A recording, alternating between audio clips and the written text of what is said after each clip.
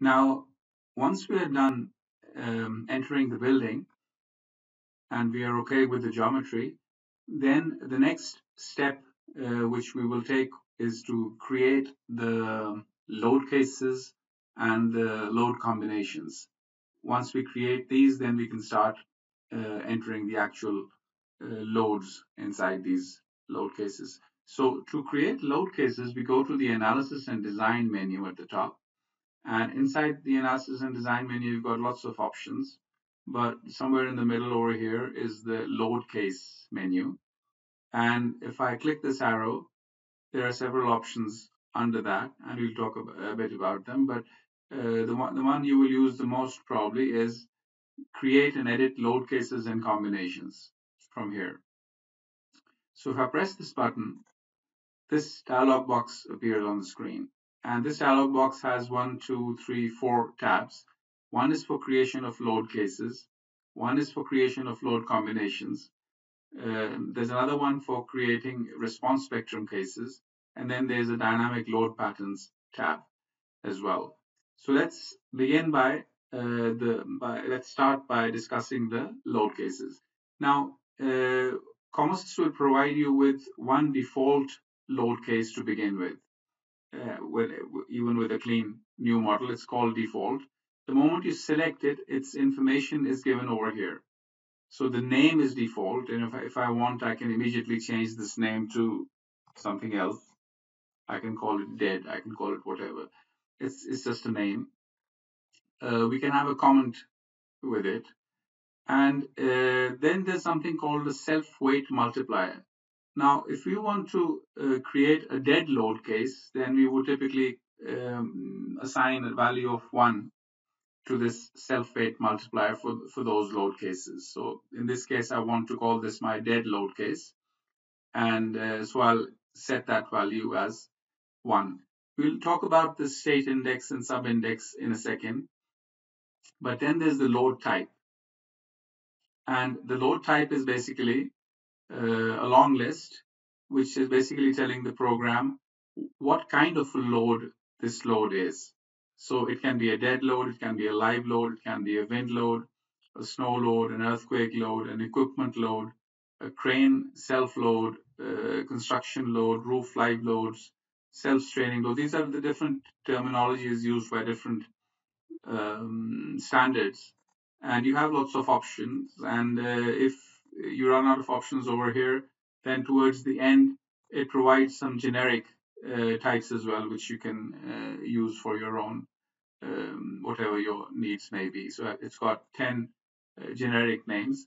But obviously, more often than not, you'll be using these dead, live, wind, earthquake, snow equipment, and those kinds of load types. So in this case, my load type is a dead load, and that's okay.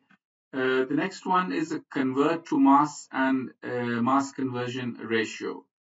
Now, this one, in this case, we want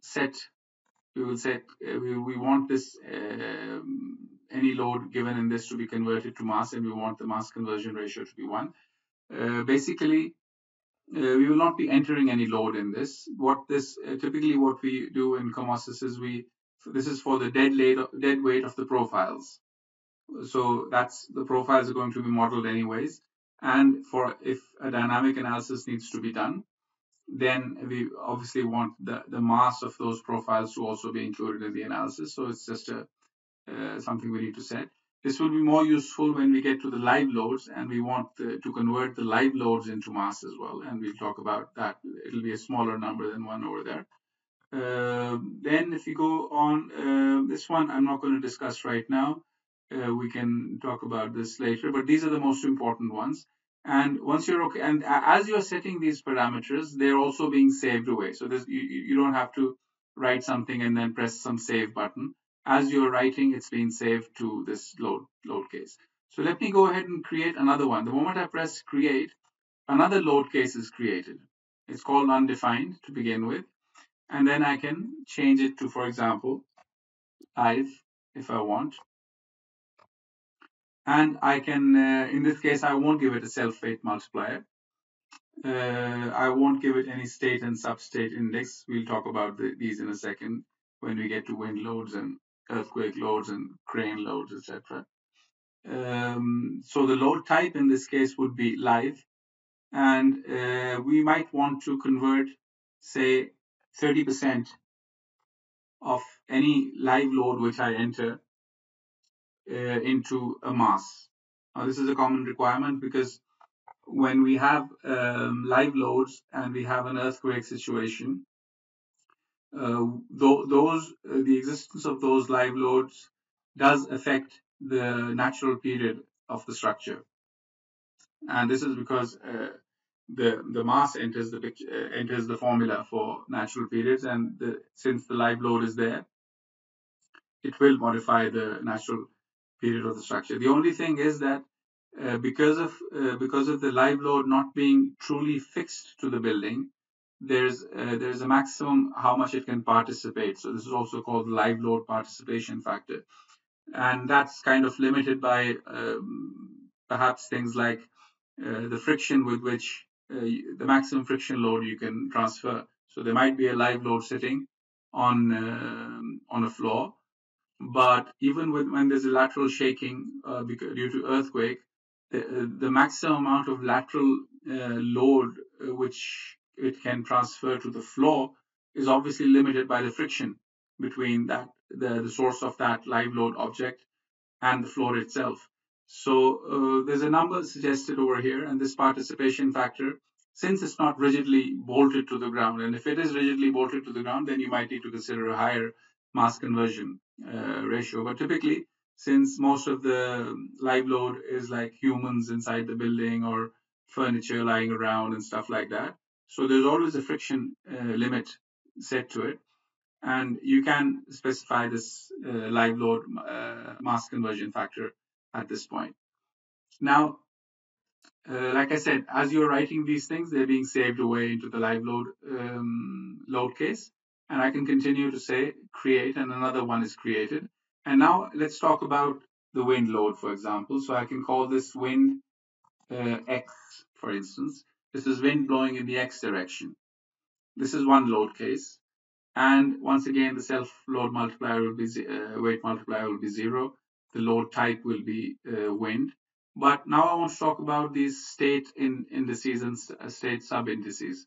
Now, the reason why we have these is for our combo generator to automatically be able to combine these load cases according to the load combo requirements of the various standards. So your standard, the load combination standard might say that you need a load combination called dead, or one called dead plus live, and then one called dead plus live plus wind. So the standards won't say dead when they say dead plus live plus wind. That is all they will say. They will not say dead plus live plus wind X, dead plus live plus wind Y, dead plus live plus wind minus X, and dead plus live plus wind minus Y. Those when they say dead plus live plus wind, they imply that all the four possible cases in which wind can blow will be included in different load combinations under that general heading of dead plus live plus wind, for example. Similarly, earthquake also can be divided typically into four. So earthquake in the X direction, earthquake in the minus X direction, or earthquake in the Y direction and minus Y direction, etc. But there could be even, in the case of wind, we typically divide it into four. But in the case of, or earthquake also, we typically divide it into four. And what this means is that when the wind in the X direction is blowing, then the wind in the minus X direction is not blowing, or the wind in the Y direction is not blowing, or the wind in the minus Y direction is not blowing. So when one of these four loads is actually happening, is being applied to the building, the other three are not happening. And when the second one is happening, then the first and the third and the fourth are not happening, and so on and so forth. This phenomena of a particular load being present or absent in certain situations is handled by using these state indices and substate indices. So as we continue, we'll talk about the example. Let me just create the four loads first, and then I'll show you how we deal with that. So we could create another one and call it wind minus x. I'm just going to call it mx. I'm going to give it the same type of wind one. Then I'm going to create another one called wind y, for instance. This is also a wind load. And then I'm going to create another one called wind minus y, and this is also of the type wind. Now I've created these 4 load cases: wind x, wind minus x, wind y, and wind minus y. But now I'm going to set their indices and sub-indices. Now in this case, for example, what I will do is I will, let's say, call this wind x with a state index of 0 and a sub-index of 0 as well. But for the minus x one, I will keep the state index the same, and this one I will change the sub-index to 1. And for the y1, I will keep the state index to be 0 again, but the sub-index will now become 2. And for the minus y1, I will once again keep the state index to be 0 and the sub-index to be 3. So what have I done? I've created wind x with a state index and sub-indices of 0, 0. Then it's 0, 1. Then it's 0, 2. And then 0, 3. What this will tell COMOSYS when it begins to generate the load combinations automatically, and there are options to which we will talk about in a minute, to create load combos manually, and you can basically do whatever you want over there. But there are options of creating load combos automatically using these load cases.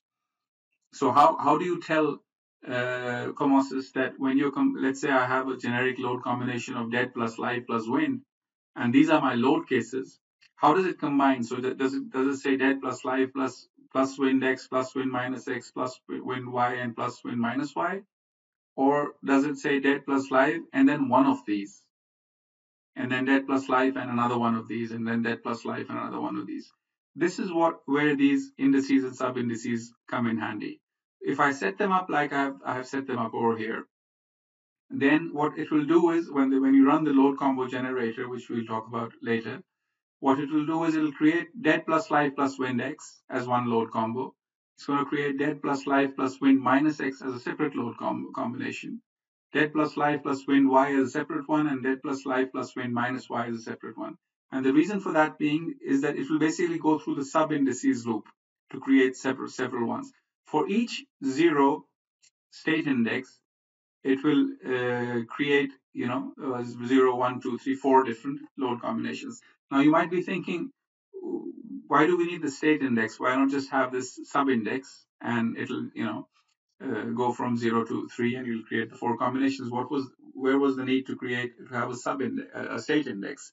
And the reason for that is that this same method of using state indices and sub-indices is not just used for wind loads and for earthquake loads, but also for things like, for example, crane loads.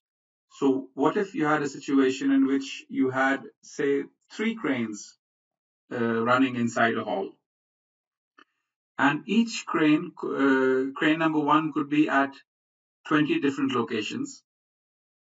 And crane number 2 could be at another 20 different locations. And crane number 3 could also be at another 20 different locations in that hall or in some other hall or whatever. Now, in that case, if you had 3 cranes, and the first crane, for the first crane, you would have 20 load cases. Each load case would represent each location where it can be. And then for the second crane, you will have another 20 load cases. And for the third crane, you will have another 20 load cases.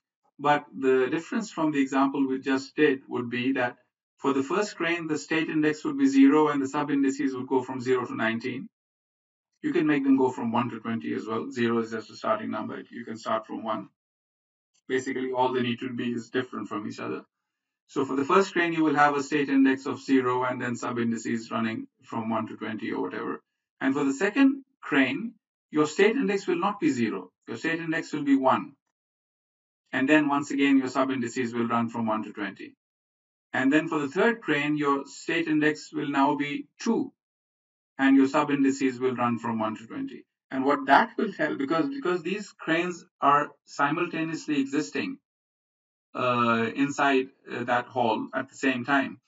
The only thing is that uh, one crane cannot be at two places at the same time, but all three cranes will be at some places all the time.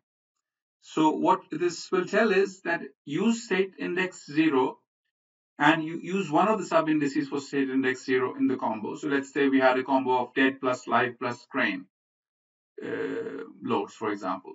So it would say dead plus live, and then one sub index from the first crane plus one sub index from the second crane, and then one sub index from the third crane. And if there were 20, 20, 23, then it'll basically be 20 multiplied by 20, which is 400, multiplied by 20, which will be 8,000 combinations, load combinations. Obviously, that's a large number, and you need to think about whether you want to use every specific step of that crane or you want to use certain critical ones. So you might decide not to divide it into 20 steps, but maybe to divide it into 3 or 4 locations where the crane can be, with using some rule of thumb for the maximum results or something like that. But the point being that if you want the load combo generator to automatically generate, even if you have 5 locations for each crane, and we have 3 cranes, that's 5 into 5 into 5, that's 125 load combinations. But you want those load combinations to be generated automatically. You don't want to trudge along and enter each 125 and then make a mistake. So this is where these indices and sub indices are extremely useful. And all you need to do is define your load cases. So defining 15 load cases, 5 each for each crane, is a lot easier than defining 125 load combinations.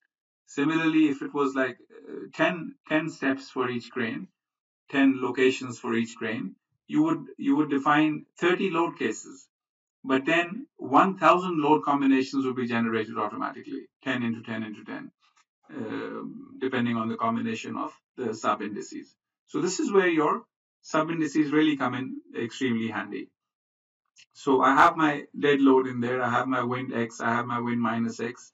We can continue this with earthquake loads and this and that, but this is basically to give you an idea how you enter your load cases.